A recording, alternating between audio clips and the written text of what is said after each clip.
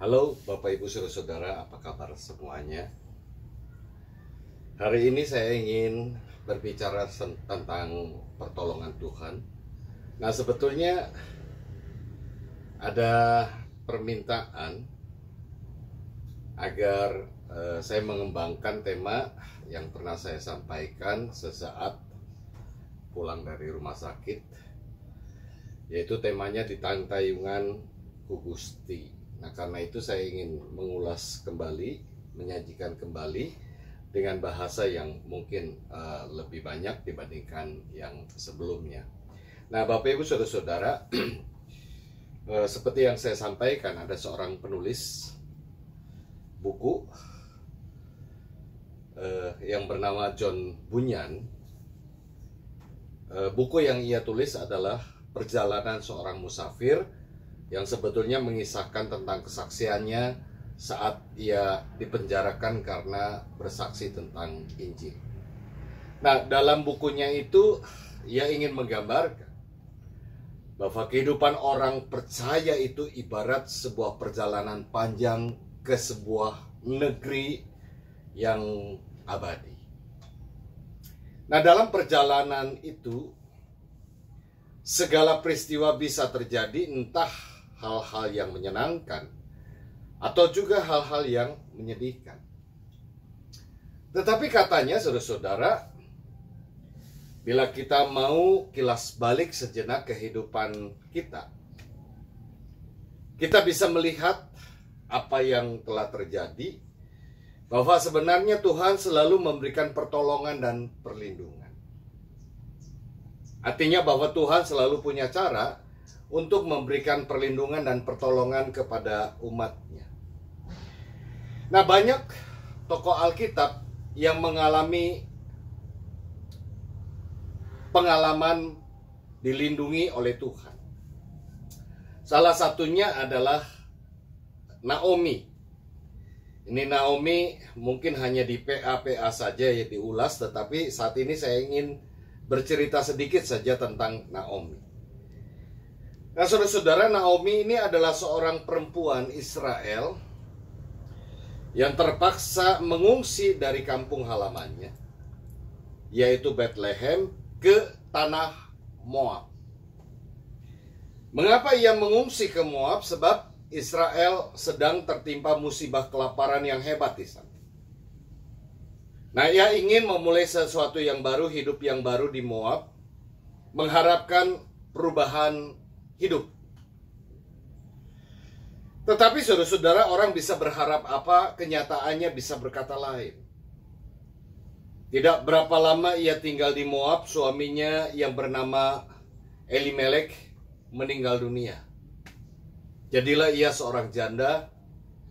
Kemudian menyusul kedua anaknya, ya memang tidak dijelaskan saudara-saudara sakit apa. Kedua anaknya Mahlon dan Kilion itu juga meninggal dunia.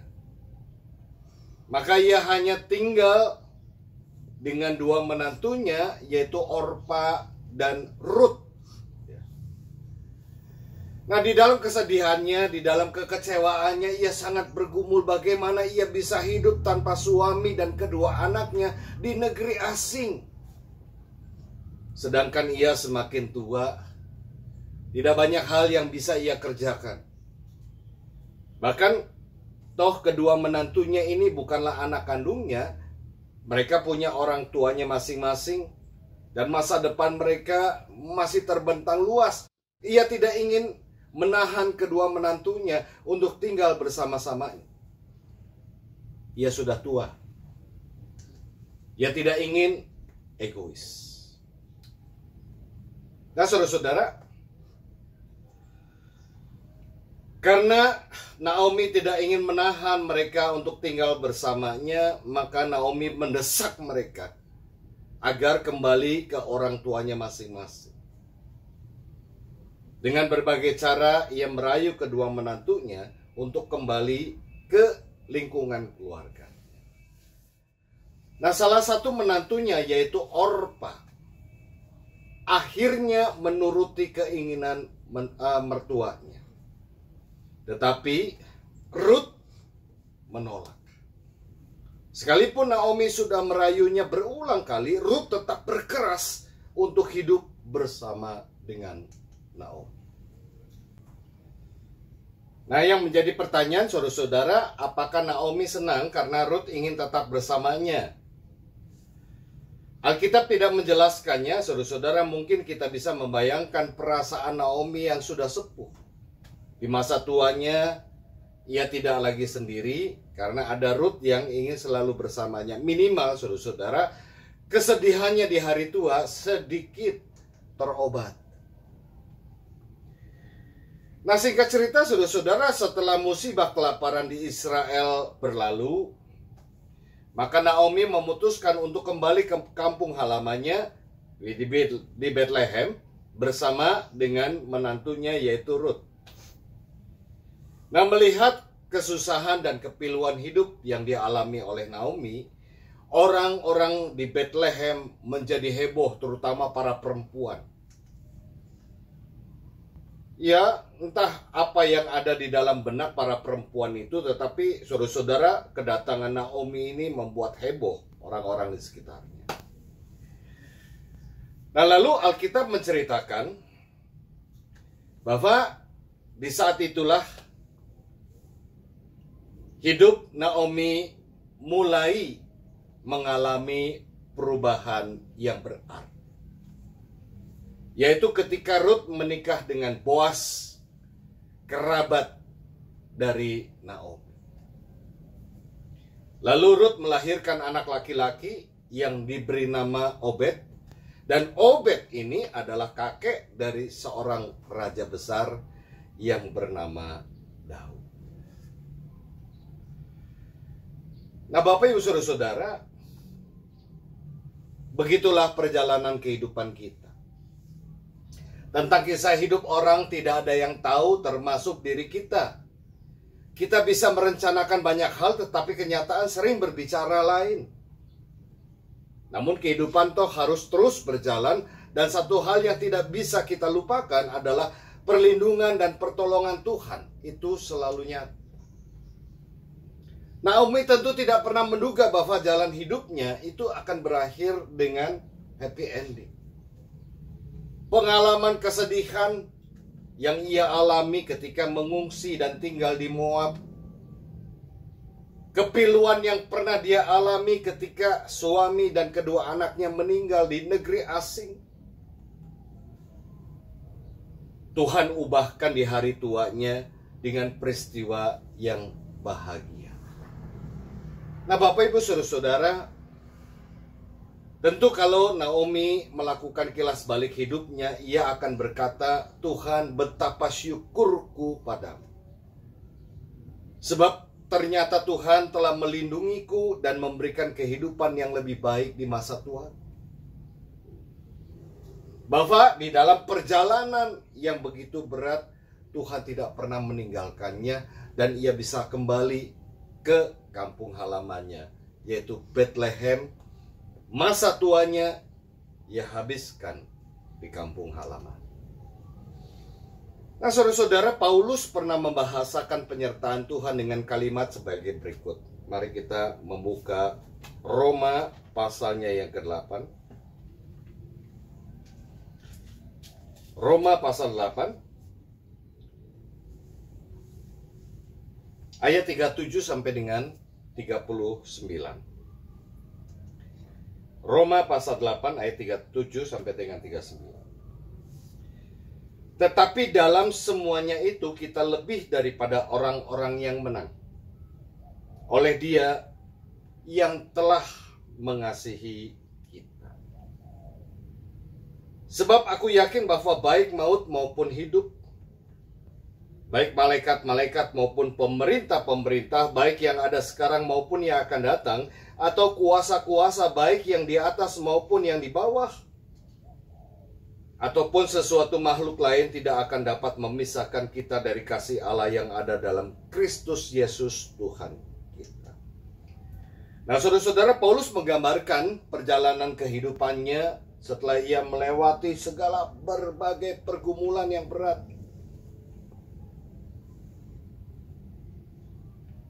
ia dikhianati, ia juga berusaha untuk dibunuh, ia dipenjara, ia mengalami berbagai hal, bahkan ia juga harus menanggung duri di dalam dagingnya. Ketika ia melakukan kilas balik, sekalipun ia hidup di dalam banyak sekali pergumulan, ia telah menjadikannya sebagai pemenang, sebab dia yang menjadikannya sebagai pemenang itu yang selalu mengasihinya. Karena itu ia meyakini bahwa apapun di dalam hidup kita, apapun yang terjadi di dalam hidup kita, tidak akan dapat memisahkan kita dari kasih Allah. Nah, saudara-saudara, mari kita coba mengingat kembali masa-masa di saat kita sedang sedih atau sedang kecewa karena sesuatu hal yang terjadi di dalam hidup kita. Di saat itu kita mungkin sedang sedih, kita betul-betul hidup kita terpuruk, jatuh dan seterusnya dan sebagainya. Lalu muncul orang yang menawarkan bantuan, yang kemudian bisa mengangkat kita, memberikan kita semangat lagi untuk bangkit. Mungkin kita juga mengingat ketika kita tertimpa musibah, entah sakit, entah kehilangan pekerjaan dan seterusnya dan sebagainya. Lalu muncul orang yang menolong kita sehingga hidup kita menjadi tertolong. Nah, ini yang menarik saudara-saudara, kita harus bertanya, kok kenapa itu bisa terjadi? Apakah itu terjadi karena sebuah kebetulan? Tidak. Tidak ada yang kebetulan di dunia ini. Dan kita tahu juga tidak ada di dunia ini yang mustahil. Segala hal bisa saja terjadi, penyertaan Tuhan itu selalu nyata. Disitulah pekerjaan Tuhan. Disitulah penyertaan Tuhan. Mengapa begitu? Sebab tanpa diminta pun Tuhan akan menolong kita. Tuhan selalu punya cara untuk menolong dan melindungi kita. Dan Ia punya rencana atas hidup kita, maka Ia melakukan segala sesuatu untuk kita. Nah, saudara-saudara, saya jadi ingat kesaksian pemazmur ketika ia melakukan kilas balik perjalanan bangsanya, baik saat keluar dari negeri perbudakan di Mesir maupun di saat berada di pengembaraan di padang gurun. Nah, kesaksiannya ia tulis dengan bahasa begini, saudara-saudara. Anda bisa membuka Mazmur 91 ayatnya yang ke-9. Mazmur 91 ayatnya yang ke-9 yang berbunyi begini. Sebab Tuhan ialah tempat perlindunganmu, yang maha tinggi telah kau buat tempat perteduhanmu. Saya ulangi. Sebab Tuhan ialah tempat perlindunganmu, yang maha tinggi telah kau buat tempat perteduhanmu. Nah, saudara-saudara, menurut pemazmur memang tidak ada jaminan kekebalan bagi orang percaya bisa terbebas dari malapetaka, kesusahan, dan penderitaan. Artinya bahwa pergumulan akan dialami oleh siapapun tanpa terkecuali. Tetapi pemazmur ingin meyakinkan kepada kita semua bahwa penyertaan, perlindungan, dan pertolongan dari Tuhan itu patut untuk menjadi harapan kita. Artinya apa, saudara-saudara? Kita jangan pernah jemu untuk berharap pertolongan dan perlindungan Tuhan. Mengapa? Sebab pertolongan dan perlindungan Tuhan itu selalu terbukti, selalu nyata. Nah, dalam bahasa Sunda, saudara-saudara, pengalaman dilindungi atau disertai oleh Tuhan itu ditang tayungan ku Gusti. Kenapa saya menggunakan kata ini? Kenapa kemudian saya teringat kata ini? Kata ini memiliki arti yang cukup lengkap, saudara-saudara.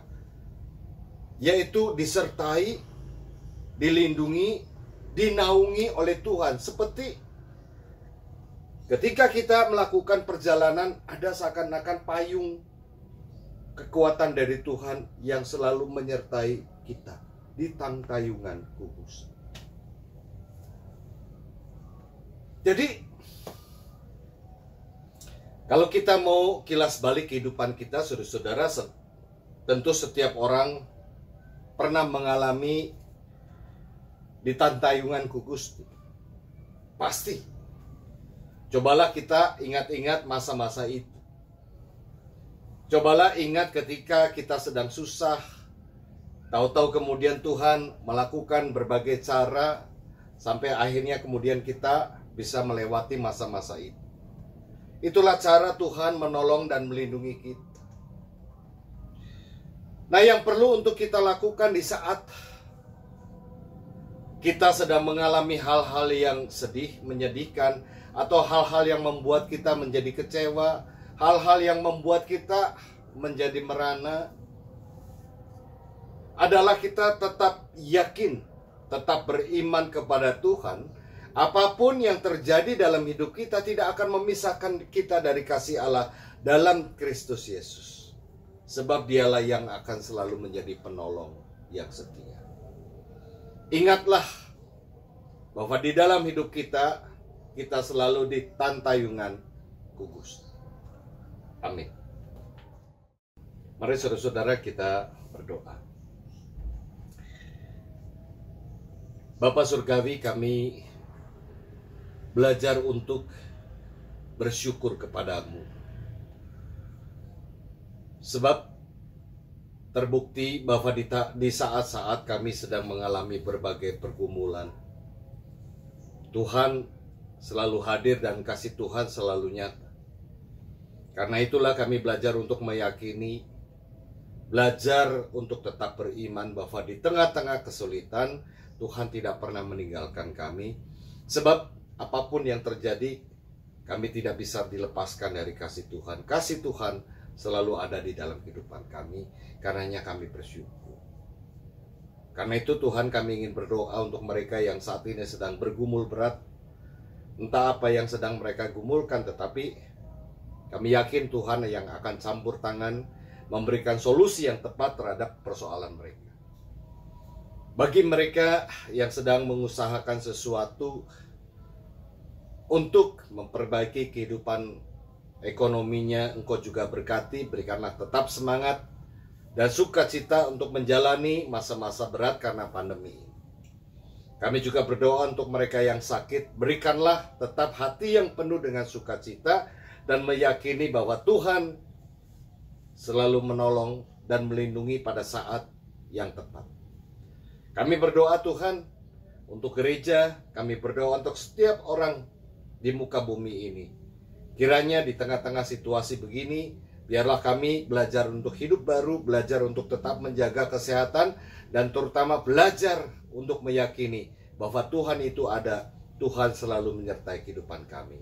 Terima kasih Bapa, inilah doa yang jauh dari sempurna yang kami naikkan di dalam nama-Mu Tuhan Yesus Kristus. Amin. Nah Bapak Ibu Saudara-saudara, demikian acara ngopi kita kali ini, kiranya bisa bermanfaat untuk kita semua. Nah, saya hanya ingin menginformasikan saudara-saudara untuk tema-tema acara ngopi selanjutnya yang saya pandu. Saya akan coba untuk berbicara tentang hidup berkeluarga. Jadi lika-likunya dan segala macam. Dan karena banyak tema, maka saya akan buat berseri. Nah, semoga itu juga akan menolong kita semua bagaimana mengisi kehidupan hidup berkeluarga di dalam Tuhan. Sampai jumpa pada acara ngopi selanjutnya. Tuhan memberkati Anda. Amin.